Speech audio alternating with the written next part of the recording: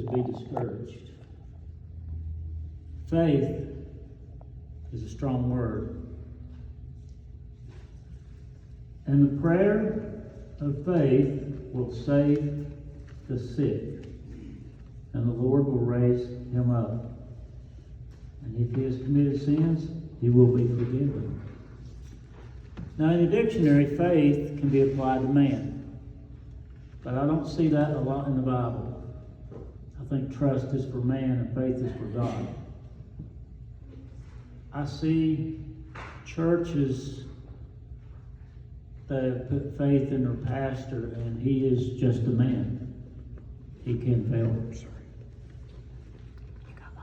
He can slip up, he can make mistakes, and he could sin. And then when it gets really big, we can go back to Jim Baker, Jimmy Swaggart, and all those people. Sins are forgiven, but what if your pastor or your evangelist or your preacher fails during the time you were saved and baptized? Are you concerned? Were you saved? Of course you were. You won't be judged by his heart. You'll be judged by your heart. He can't save you, nor can you save him. But if your heart was genuine and you gave your heart to the Lord, that's between you and the Lord. That's why we have to keep our faith where it belongs. I wanted to speak about faith before all this happened to my wife, Becky. And in the hospital, staying there, my faith did not get weaker. My faith grew. My faith in people became trust. Because when the doctor says we've done all we can do, it's in God's hands. See, when you have praying, hugging, crying surgeons and doctors, and they say it is now in God's hands, all I can tell you is she survived the surgery. That's all I have for you. I can't promise you anymore. We're here to share the story of faith and healing, events leading up to heart failure. God will talk to you in many languages, and you'll hear those. But are you on the frequency to listen? Because I have trouble sometimes. Who's talking? Satan or God or me? Is this about me? Is this about God? Or is Satan trying to talk me out of this? So being a diabetic, how many diabetics we have in here? It is a struggle every day to feel normal until eventually you lose the sight of what is normal. Therefore, other illnesses creep in and you have no idea what's wrong. Your doctors, your physicians, your PA, they all miss it. So for months, Becky continued, or maybe a year, to get so weak that a trip to Goodson's was it for the day. And then when she ate, she was sick. So we thought gallbladder. And we continued to think that. She continued to get weaker. And then we did the remodeling, so there's other factors in heart failure, which is diet, exercise, and stress. 6 months with no kitchen is stress. Right. So, Becky, are you ready to come up and share your story? She could not swallow, could not speak, was paralyzed on the right side. You believe in miracles? Amen. Let's look at one.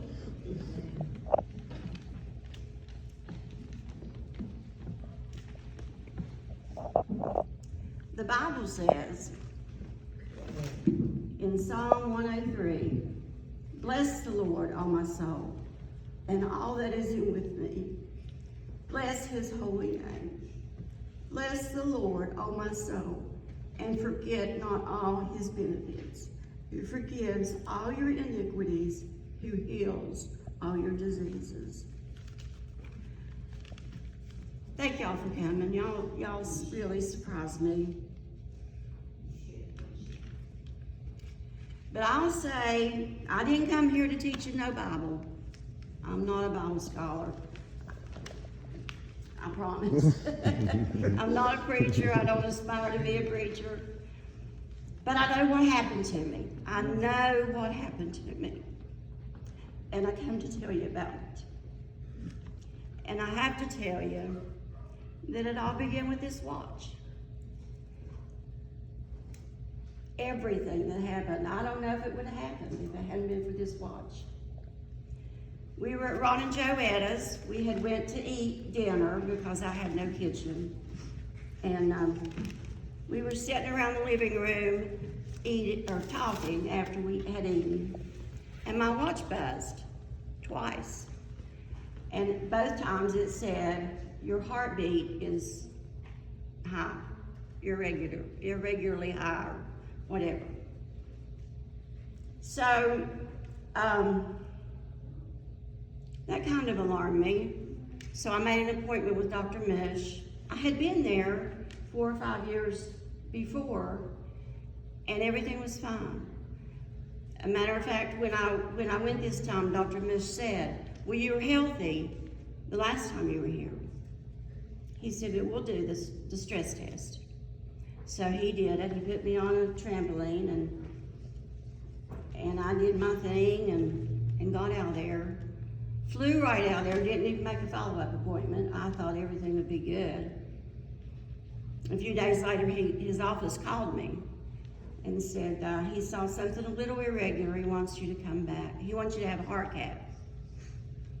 So I made the appointment for the heart cath, and I thought in my head, maybe he'll put in a balloon, a stent, or give me a pill, and I'll come home and everything will be okay.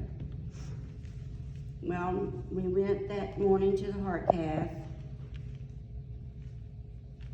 and it didn't turn out so good. Dr.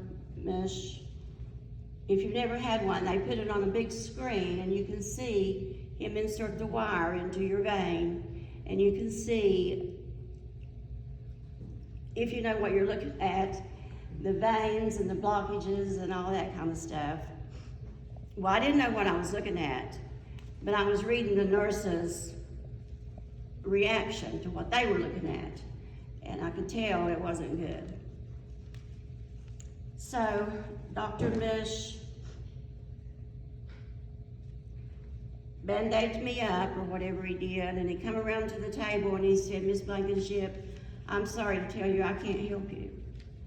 He said, you're too bad, your veins are too bad. He said, all of them are at least 70% blocked, and your widowmaker is 100% blocked. So he said, we're going to the hospital right now, and they'll probably do a heart surgery tonight. Well, that scared me to death. I never been in the hospital, but to have babies. And this time I didn't get to come home with the baby. I wasn't too happy. But, so they put me in an ambulance, never been in an ambulance, and went over to the hospital, and anyway, they didn't check me in. I don't know what they said. I'll help you out here. When they brought Becky, there's times you'll have to forgive us that she doesn't remember. But her condition was severe, and immediate surgery was not possible. So we were there for a week of prep with vitamins and blood thinners, and I really think they needed her to build her strength. During this time, to prepare for surgery was a time to prepare. It gave us a week of quality time together. It gave us a week of quality time with God. Faith and healing, they go together. So we were there, and what they give you for to thin your blood? Heparin, the heparin drip, and she had to come in the crosshairs of a certain number before they could do surgery. So it was from Wednesday to Wednesday before they could do surgery. So that time in hospital, Becky doesn't really remember. It was just rest, eating proper, and heparin drip. Okay, and then you went down on June the 8th for surgery. So I remember them wheeling me into surgery, and I remember the nurses saying, "Oh, you're going to feel so much better in a few days." Well, it took a little bit longer than a few days for me to feel better. So my family, Dave never left my side. He was so good. He was so good to me and for me, and I don't think I could have got through this without Dave. My kids, Shannon and Sean and Shane, they all came, and I don't remember it, but they were there. So while they were all taking care of me down here on this earth, I had an experience. And I can't tell you why or how. I can't tell you many details, but I know what I saw and what I remember. I was in the presence of God. I literally became in the presence of God. I didn't see God. I didn't hear God. And God didn't talk to me. And I didn't hear Satan. And he didn't talk to me. And I didn't speak to Satan. But I could hear heaven. And I could hear hell. And how I heard it was the music. I could hear heaven's music very slightly. I was far away from heaven. I wasn't close, but I could hear it. On the other hand, I could also hear hell's music. I could hear the negative, the scary music that I didn't want any part of. So I knew I had come to a point where I thought I was going to die. I really thought I was going to die. And I thought I had to prepare myself to die. And I thought that I was at the point where Jesus was going to choose if it was heaven or hell for me. So I began to talk to Jesus. I talked to Jesus. He didn't talk to me, but I sure did some talking to him. I began to tell him all the reasons why I didn't think I should go to hell.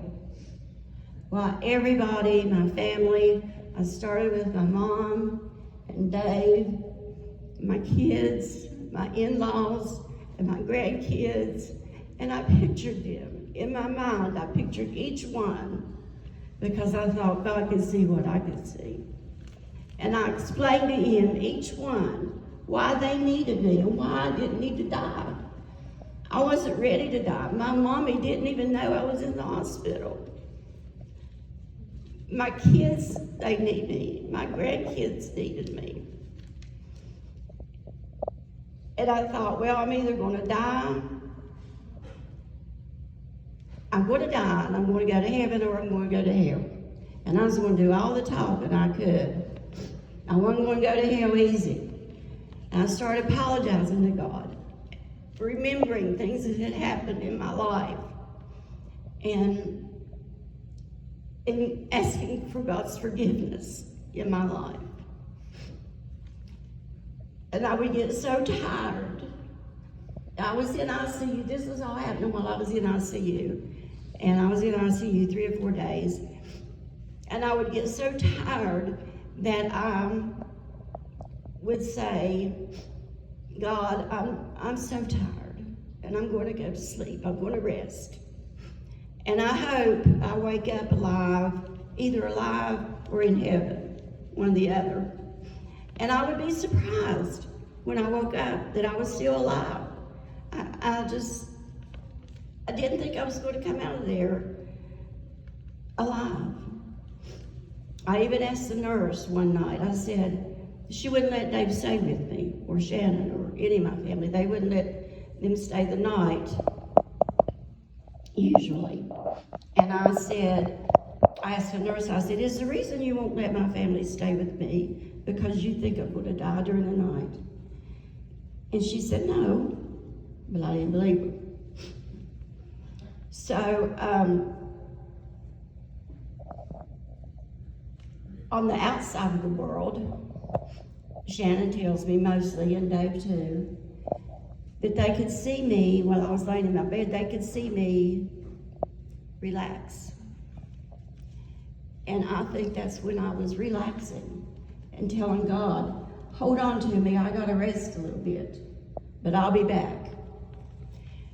And Shannon and Dave, and I guess Shane and Sean were saying, Mom, don't give up.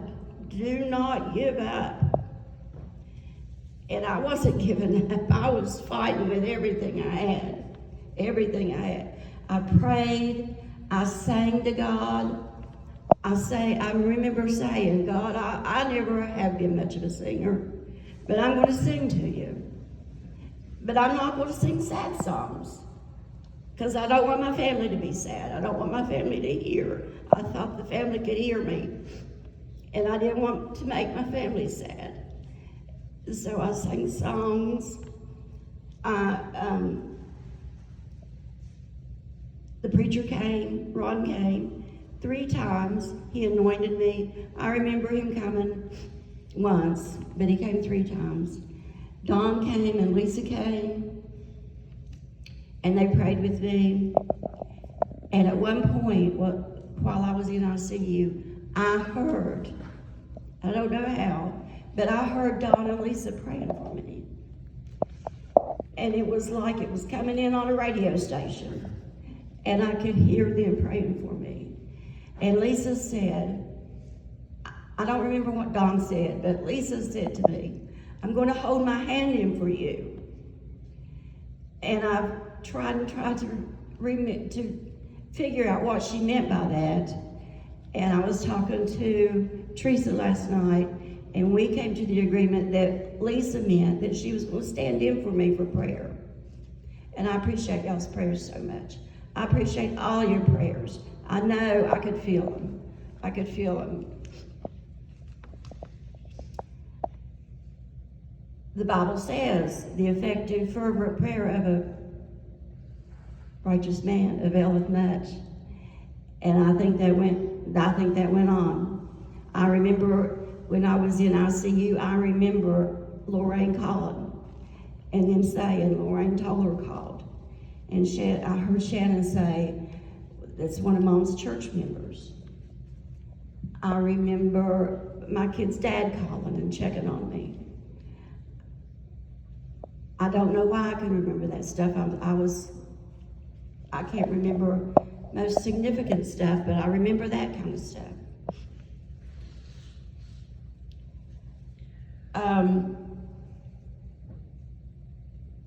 Then one day, about the 3rd or 4th day I was in ICU, Dave came home because we had contractors and they were working on our kitchen. And he came home to check on the contractors. And Shannon walked by my bed.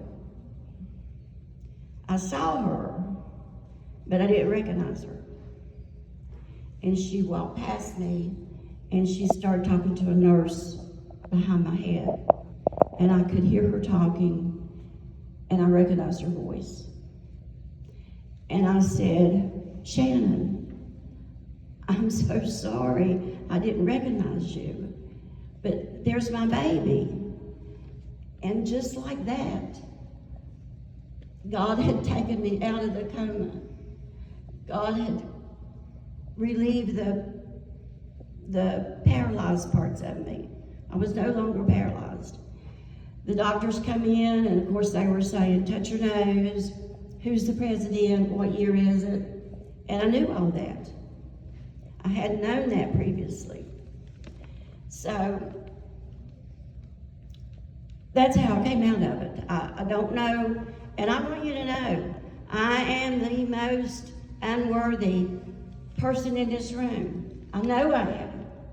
I don't know why God did this for me, but I know He has a plan for me. He has a plan for me. I know He does.